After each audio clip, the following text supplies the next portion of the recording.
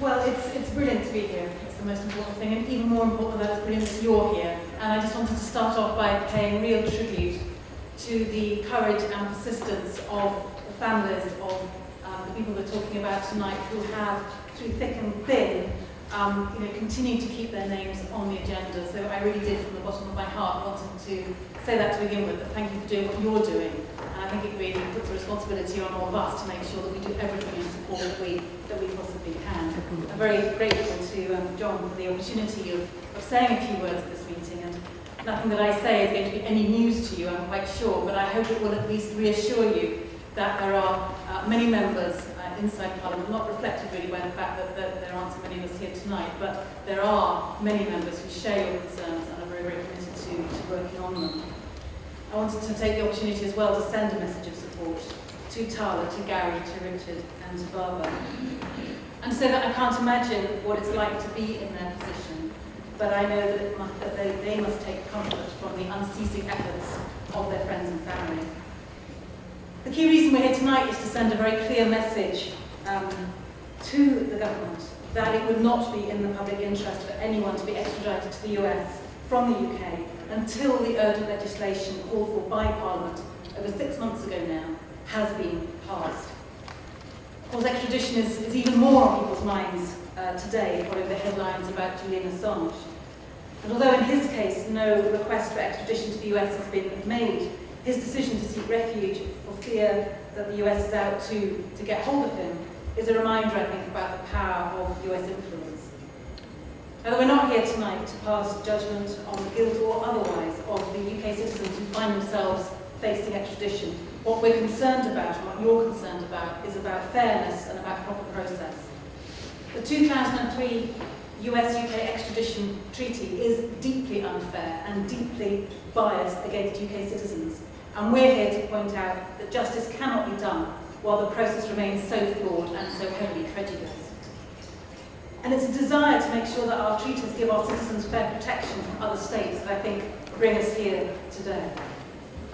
As I said earlier, it is over 6 months now since the House of Commons passed a motion on the 5th of December 2011 calling on the government to urgently reform the UK's extradition arrangements to strengthen the protection of British citizens. And I underline that word urgently. It was the word that I inserted into the motion to make sure it was there. We know, you know, the urgency of this issue, and the government knows it, and it needs to be forced to act.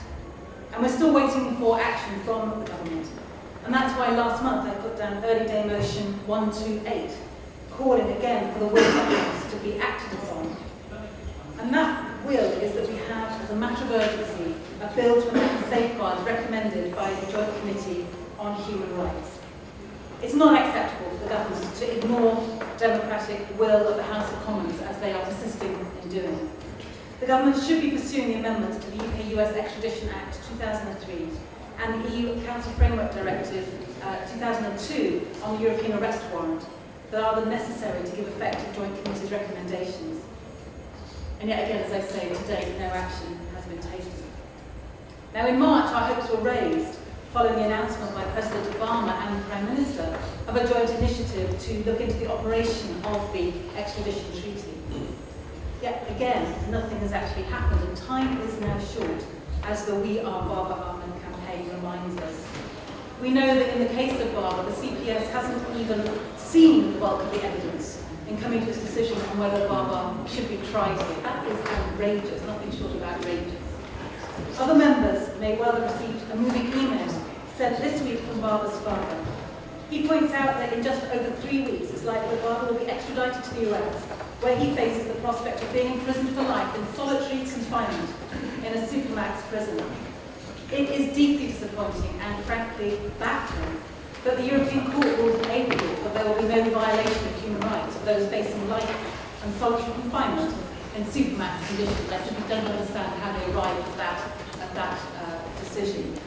And I focus on the campaign for Babar because of the contact I've had with his family, his supporters. But I know that his individual campaign is part of a much wider effort to bring all the families affected together, and together to fight against these unfair extradition laws. And I know that there are also very, very strong campaigns being run on behalf of Talha, on behalf of Richard, and of Gary. And what these young men have in common is that they are British citizens accused of serious crimes that are alleged to have been committed in this country, and each has a strong case to be tried in a British court. And what we need now is urgent action. And all we hear from the government is that they are considering this matter. Well, that's not good enough. Time is short, and I urge any honourable members here that are, who have not yet signed Early Day Motion 128 to do so, and if I can urge all of you to put even more pressure on all of the MPs you might know to get them to sign Early Day Motion 128. And I know everyone here today is united in joining together to call for the government to bring forward urgent legislation in line with Parliament's wishes. I know that the government's delay in acting must be causing real anguish for those affected, including friends and family here today. But you're not alone, and that is the key message of tonight as well, and that we will keep pushing for the government to act in the interests of justice and of fairness, and crucially in line with what a majority of people in this House have already voted to do, which is to reform that treaty. So please, don't give up. I know you won't, but take heart, and together I do feel sure we will be able to.